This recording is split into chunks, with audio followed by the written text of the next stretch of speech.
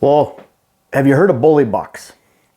You know, it's that big giant buck I hear about all the time where it's an older buck, typically a heavy 8-point or something that people didn't want to shoot when they're younger, and it chases off all the other bucks on the land. And I can say there is some truth to that in some locations, but typically it's because it's poor habitat. We're going to talk about how to avoid bully bucks, but typically there's factors you can control and factors you can change before even ever creating the situation for the potential of bully bucks. So I can say honestly that I've been hunting for a very long time. Wisconsin, Minnesota here now.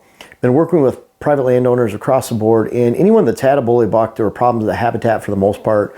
And I can personally say I've never experienced this, where I've had a problem with a bully buck. And maybe it's because I look at a 5-6-year-old buck that, quote, would chase off all the other bucks, would be a really cool one to shoot. And so I look at it like I'm not looking for that 180 to 200 inch deer. I'm looking for more age as a general rule, and at least 4 years old, but definitely 5 years old, somewhere around there, which may or may not be the case for you. Everything's relative. You know, like I mention all the time, I was at a client in northern Michigan about 10 years ago, and they hadn't seen an antlered buck in 7 years before me coming there. When they shot a 1.5-year-old 7-point that year, that was going on the wall. That meant a lot to them. It's all relative. I've had a friend come from Michigan, close friend of mine. He came out to Wisconsin to hunt with us, and he shot a 1.5-year-old buck. I don't remember if it was a 6-point, 8-point, whatever it was, but that was his biggest buck he'd shot in 30 years of hunting, you know, outside of Michigan or in Michigan, you know, including everything he'd always shot. And so that was a true trophy at that point to him. And we didn't really care because we have so many older bucks that he shot, you know, he used the tag on a younger buck. Who cares? That was his biggest buck. So it's all relative. What is a bully? And why? So that's one thing. There are bucks that chase off other bucks. They get territorial, but I think that's way, way less common than people think. Oftentimes, like we talked about in our call buck video recently, if you check out call bucks and the great call buck excuse, I think is what I titled that. And people will use a bully buck as an excuse to shoot a less than desirable buck than they have in the area because they couldn't shoot one of the larger ones, so they shot that and they just use an excuse. I think people just call it for what it is. You just want to shoot that buck. Take pride in that. I mean, take joy in that. Celebrate that. There's nothing wrong with that. If you wanted to shoot that buck and you shot, you don't have to make excuses.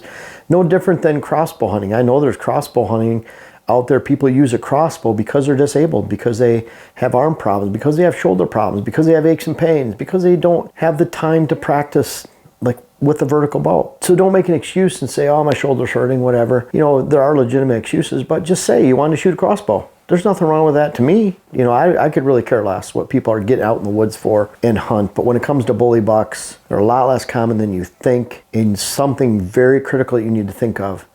Does rule the roost and their family groups. Dominant does rule the roost. They bully other does, and they certainly bully bucks.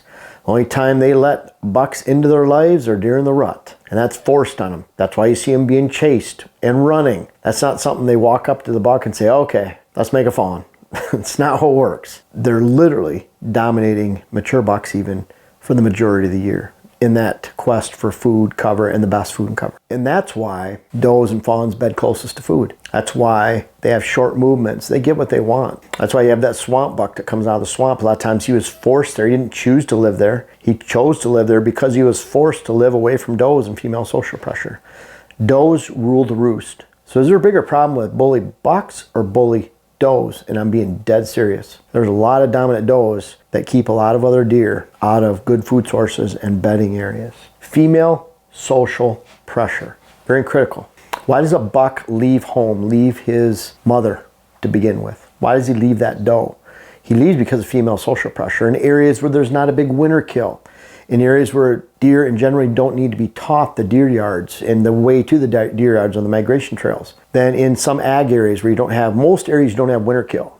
You have winter kill in some portions of northern Wisconsin, but not a lot. There's a big portion, you lose 50,000 fawns a year in the UP of Michigan, Michigan's Upper Peninsula. That's 50% of all fawns. That's winter kill. That's a big area there. The bottom line is in most ag areas where things are a little bit calmed down, deer don't need to be taught the way to migration and how to get to deer yards. It's not instinctual. They have to be taught that. And a lot of times, bucks are being kicked out of the herd when they are fawns.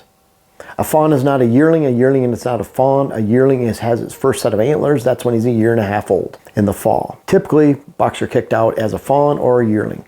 When they go find their established area, they have just been kicked out because of female social pressure. The last thing they want to do is find a location dominated by females.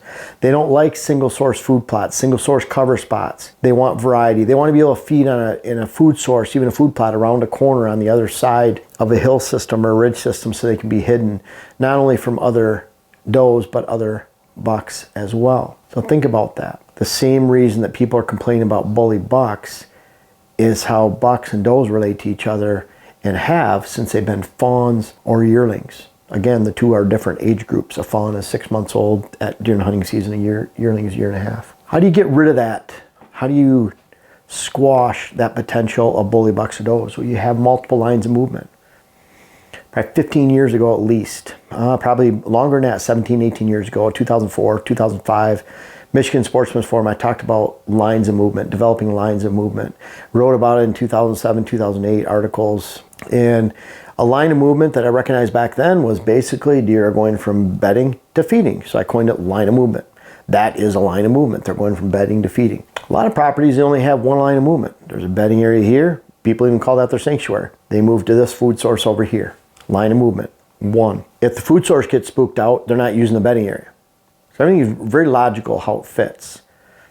If deer are hitting that food source every afternoon, then they'll fill that bedding area. If they're not, they won't fill that bedding area. So it's interesting, people refer to as a sanctuary within that line of movement as the bedding area. Really, what needs to be protected most is the food source. Below out the food source, deer don't come there during the daylight. You don't have a line of movement.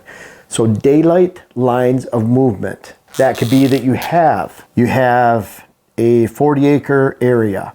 Because I say this can happen on public land, private land. Public land is just blown up into a lot larger area. It could be 400 acres, 1,000 acres. But bottom line is you have a food source. It might be a corner food plot like this. So deer here can't see deer that are down here.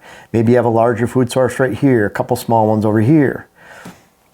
Now you have lines of movement. You could have some yearling bucks that go up here, here, maybe an outside corner over here, and then they're hidden from does and fawns and the doe family groups in other locations. You have multiple bedding areas, in a complete property that deer can bed. Well, does and doe fawns, doe family groups are going to bed closer to the food sources. If you have enough depth of cover that we talk about, then you'll have room for bucks. And you also have room for multiple lines of movement to multiple food sources in a situation like that. You might have one giant food source, but there's hidden corners, outside edges. Go on the other side of a ridge. Deer can't see each other from one side versus the other. It's rimmed in switchgrass, so you can't see around a corner. So you need to have one food plot that represents multiple lines of movement because it represents the bottom of the funnel of deer-like movement, meaning a funnel, meaning deer are coming from different bedding locations to get there, different routes. They come to that food source. Once they're in that food source, they're hidden. Maybe those does and fawns clear out and go to an ag field later, and bucks come in closer towards dark. So does and fawns exit early, then bucks come in. But bottom line is there's separation. There's separation of does, fawns, bucks, and bucks from other bucks. A bully buck, in theory, if he's kicking off all the other bucks on 40 acres, he has to run around all daylight long. That doesn't happen. He's kicking them off the food source, kicking them out of a specific bedding area. If you have multiple food sources, multiple areas to hide within that food source, and multiple bedding areas, because you're practicing good habitat work and you have that depth of cover. Depth of cover meaning that in a 40-acre example like that, I talk about this all the time, but it's a concept I created a long time ago and have written about, and very, very important. If you have 5 acres of food in the middle, you can't go 155 yards in any direction without hitting the border of the property. That means you have a 440-yard wide parcel and you only have 155 yards of depth anywhere in that parcel to house does, fawns, young bucks, old bucks. Take a 20-acre parcel. Put all the food in the front, 5 acres. You have over 300 yards of depth, front to back. That depth is more important than the overall width of the parcel. In that case, it'd be 220 yards wide instead of 440 wide. We'd have a depth of 300. That 20 acres is worth more than that 40 if you can't change the location of the food source because you're establishing depth. I went to a property just 2 days ago in Ohio. Beautiful, beautiful 230-acre parcel. Feeders and food plots everywhere, breaking up the cover. Open fields to access through. Put switchgrass and cover out in the open fields. Change the access more to the exterior. Get rid of some of the food sources in the middle, convert them to bedding. And now instead of going no more than 100 yards before you hit a border or a food source in any direction, they have some areas where it's 700 yards wide across the property, or 700 yards long, 800 yards, 900 yards without hitting any food source within that area. And also about 500 yards, 400 yards the other direction. So a big chunk now where they actually have in the core area probably 160, 70 acres out of 230 that they can dedicate to all deer all the time instead of fragmenting and breaking it apart in multiple food sources, multiple bedding areas all the way around, because they can develop all those lines. Because on a 20-acre parcel, you can develop depth where you have deer coming in from different funnels, different lines, maybe an outside edge of the food plot, one way or another, where deer can come in here, a constriction in the middle where it skinnies down to a funnel, wider area over here. You have multiple locations, especially with funnels, pinch downs in those food plots. Now you can create a situation where you have multiple lines of movements. Deer don't have to be on top of each other. They can have their space. And it's amazing how you can take a bully buck on a 40-acre parcel that's open, wide canopy. We talk about open cover is bad. It's bad for collecting deer, hunting deer, creating a deer herd. But bottom line is, if you create all those multiple lines, you might find that same bully buck is no longer a bully because he has his own spot. He doesn't have to be stressed out. That's the reason he's a bully. Let him calm down. Stability rules the roost on any deer parcel. What I mean by that is everything is constant. Everything has multiple lines. It doesn't stay the same. It doesn't change. It doesn't foster that environment where a bully rules. In your food sources, they should all be the same. Your bedding area should be of similar quality, but bottom line, just adequate. The food source, you can't have clover in one spot, beans in another, brassica in another, corn in another, because it doesn't create multiple lines of movement. It creates multiple lines of movement that are only used for periods of specific time within a hunting season. That means it's always changing. Think about this. I use an example with my Ohio clients a lot because they can bait. Think about if planting 5 food plots in different forages is no different than get rid of the food plots. Let's just say we use one feeder and we move it around the property every 3 weeks during the season to a different location. And that's the only food source you have. You're gonna pull all the deer into that location 5 different times, 5 different 3 weeks periods throughout the entire hunting season. You're not creating you're creating multiple lines of movement, but they're always changing every 3 weeks because the food source is changing. That's why it's so critical to have constant food source. In that case, you want 5 feeders if that's gonna be your food source. So does and fawns can stack around the same feeder. Bucks can relate to that same line of movement. And when you do that, you don't have does bullying each other, fighting over one single food source. Even though it's always changing, it's a single food source for the moment. And you want to avoid that. Bottom line, number 5 down here, low stress equals big bucks. Doesn't matter if there's a potential bully buck in the herd or not. You got to think about those bully does more than the bully bucks. But bottom line is, if you make those multiple lines of movement, you have multiple food sources, it diminishes and reduces and really, frankly, eliminates the potential for not only bully bucks, but bully does. So that public land is so nice because you can take 10,000 acres of low deer density, find the major food sources, find the adjacent bedding area that has big tracks, big beds, little beds, big pellets, small pellets. You know that's does and fawns. That means you can look directly behind that and find the bucks. The buck is not there because the does and fawns are there. He's there because the does and fawns find it attractive enough to be there. That means he's going to be there too, if he has that depth to be there in the first place. Public land, because there's reduced deer numbers, you just need to find multiple food sources, multiple areas, and you can never experience a bully buck on public land. In fact, most people would be happy to shoot that 5-year-old, 6-year-old bully 8-point, even if he only scores a small amount compared to some of the traditional and average bucks in the area for that age group, whatever that age group may be. Are there truly bully deer out there?